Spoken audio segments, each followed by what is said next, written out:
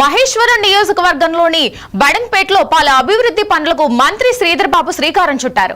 ఈ సందర్భంగా ఏర్పాటు చేసిన సమావేశంలో ఓ మహిళ జీరో బిల్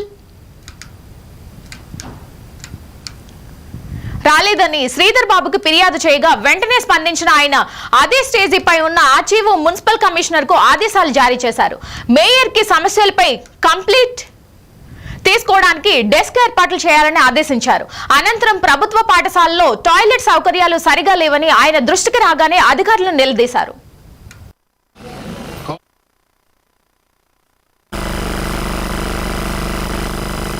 ప్రతి ఒక్కరు గమనించాల్సిన అవసరం ఉంది. మీ అందరి కృషి కూడా ఈ రోజు గౌరవనీయులు పెద్దలు రాష్ట్ర మంత్రివర్యులు పెద్దలు దుద్దిల్ల శ్రీధర్ బాబు గారు, అదేవిధంగా మా సోదరి మరి పుష్ప మరి మీ అక్కడ పెట్టిన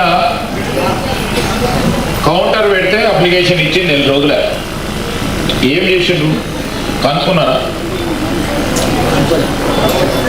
కానీ ఎన్ని వచ్చినాయి? ఇప్పుడు రేపు కానీ ఎల్లుండి కానీ వారి దగ్గర నుంచి ఏదైనా వారికి సంబంధించి number ration card WP number ఇవ్వలేకపోయినా, లేకుంటే వారి దగ్గర నుంచి ఇంకేదైనా సమాచారం అవసరం ఉందా, లేకుంటే ఇంకేది కావాలో తీసుకోవాల్సిన ధర్మం మీ పైన ఉంది.